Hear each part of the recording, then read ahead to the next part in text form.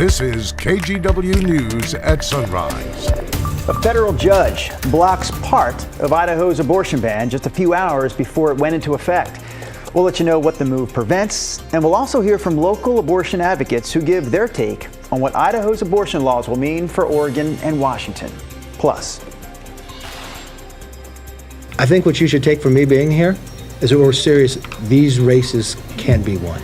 Yeah, U.S. House Minority Leader making a stop in Oregon to talk crime and politics. We analyze the implications behind a visit from such a high-profile Republican with the November election right around the corner. And Portland to Coast is part of the mother of all relays, and a familiar face is walking for the very first time this weekend. Former Blazer Brian Grant put together a team of Parkinson's patients. It's going to be fun. It's going to be like a fun experience. It's going to be challenging too.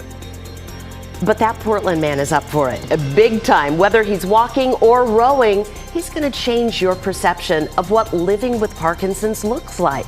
Our conversation coming up this morning at 5:15. it is a Thursday morning here on the Sunrise Show, and man, we've been talking since the start of this week just how awesome the weather is going to be for Hood to Coast. I know that's part of your forecast. We still have to get through today. Now again, we're not talking a lot of sun, and we are talking possible rain. So the awesome part would be the cooler temperatures. I will run in rain over running in 90-degree heat every day of the week. You're not Nina, running you run it either. I'm not running, period. That's the cornerstone of my relationship with Nina. Neither one of us will ever run anywhere. All right, here's And we like corn dogs. I was going to say, you both like the corn dogs. Yeah. I would run to get a corn dog, I suppose. 69 out there right now. We're mainly clear in the valley. We have a dense fog advisory for you folks at the coast. Good morning to you. 79 at noon. If we hit 94, that would equal yesterday's high. And by the way, the record today is a low one for this time of the year. It's only 95, so we'll be close. That's your forecast. All right, Rod, let's jump into our top story this half hour.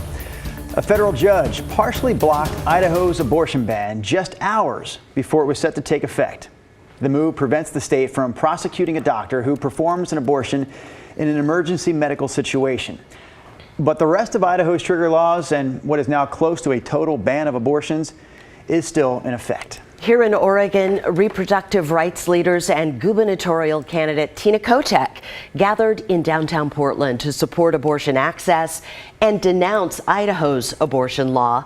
They fear it will impact people, especially in eastern Oregon near the Idaho border. And Planned Parenthood is predicting a 234% increase in the number of out-of-state patients who come to Oregon for abortion access.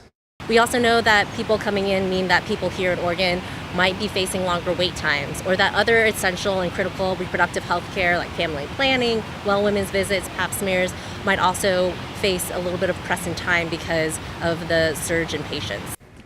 That's the executive director of Planned Parenthood Advocates of Oregon. She says the organization will continue to welcome and attempt to help anyone in need of care, but she also believes Oregon's healthcare infrastructure is not ready at this point to meet the extra demand. We also reached out to the two other candidates for Oregon governor to find out where they stand on this issue.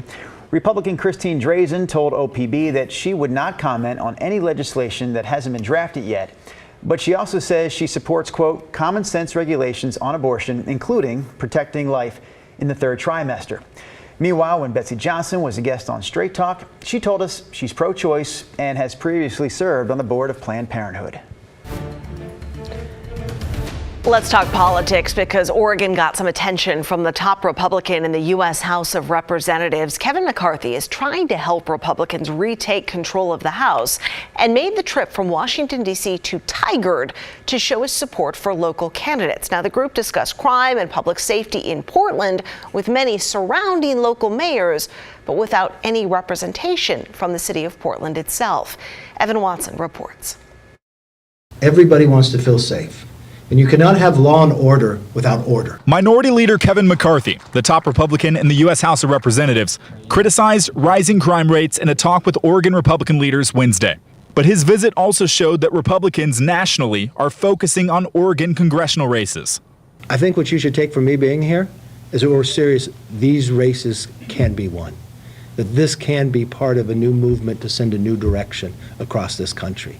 These are the leaders that can help make that happen.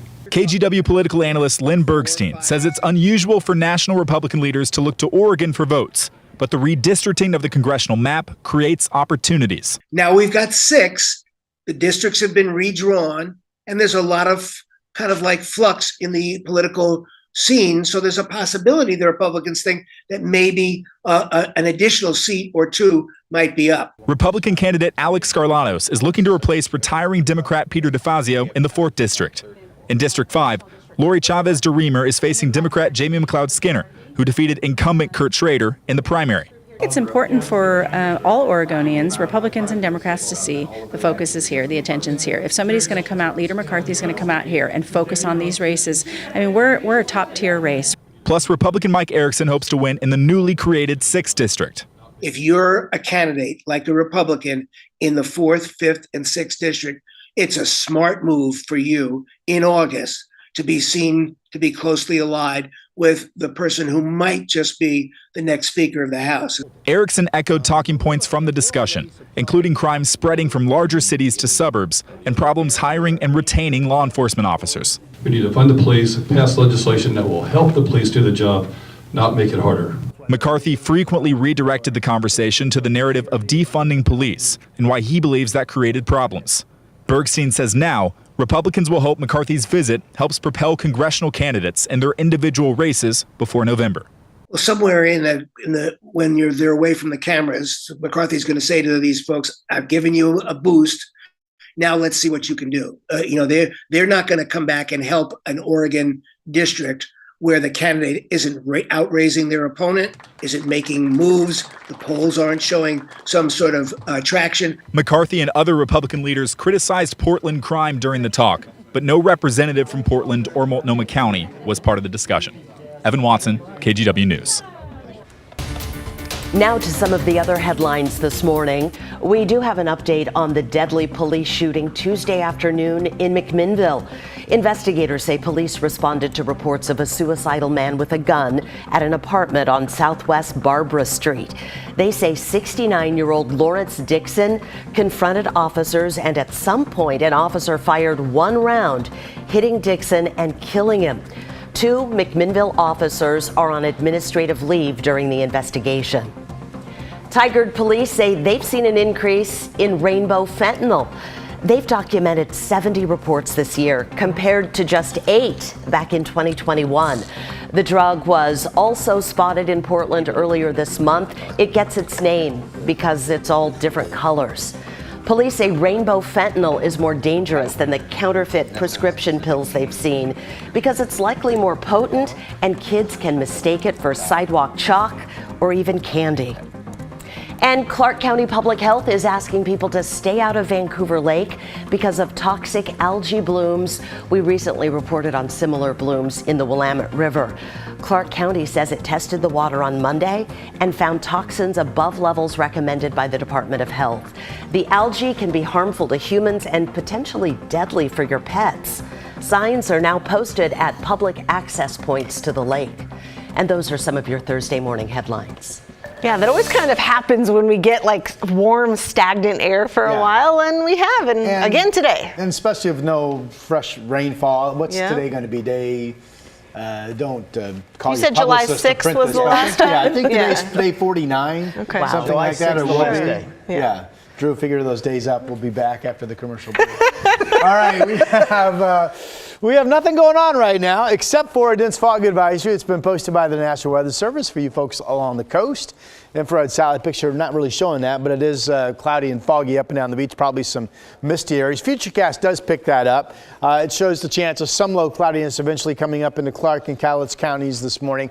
Otherwise, inland it'll be beautifully sunny. This is 8:30 this morning. I'll play the clock into later today.